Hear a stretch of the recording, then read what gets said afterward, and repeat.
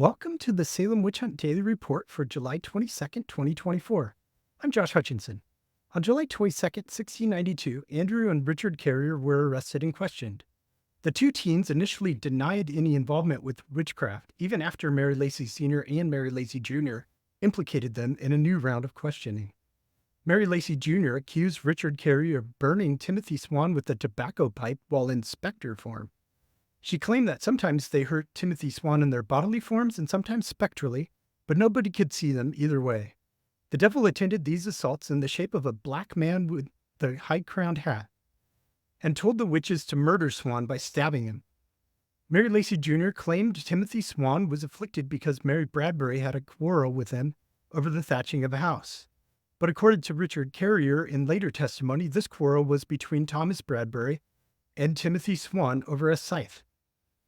Mary Lacey Sr.'s answers often contradicted her daughter's. When these differences were pointed out, the senior Lacey agreed to whatever her daughter had said. Mary Lacey Jr. claimed that she, her mother, her grandmother, Martha Carrier, and Mary Bradbury went upon the devil to torture Timothy Swan. Richard Carrier continued to deny the allegations. Mary Lacey Jr. blamed Richard for the afflictions of Elizabeth Ballard and Timothy Swan. He had afflicted Elizabeth by pinching, choking, and laying his hand on her stomach. He had hurt Timothy with a pipe and by running a spindle through his knee. At this point in the questioning, Mary Warren had a bad fit and blood ran from her mouth. Mary Lacey Jr. claimed Andrew Carrier had caused this fit.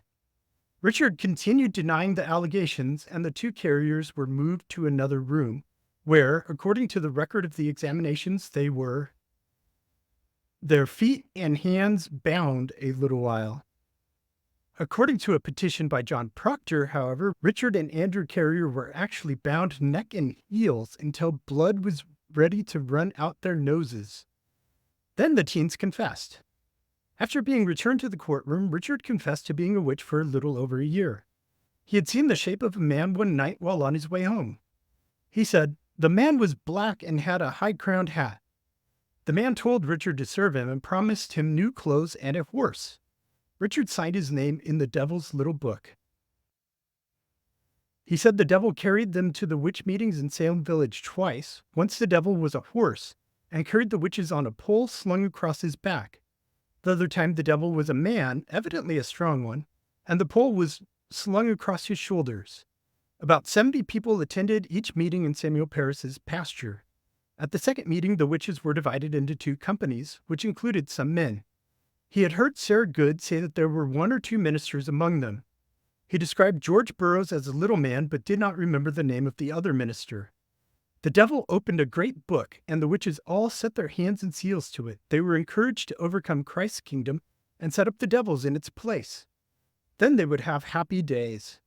In addition to confessing to harming Elizabeth Ballard and Timothy Swan, Richard said he had killed James Fry's child by squeezing its likeness.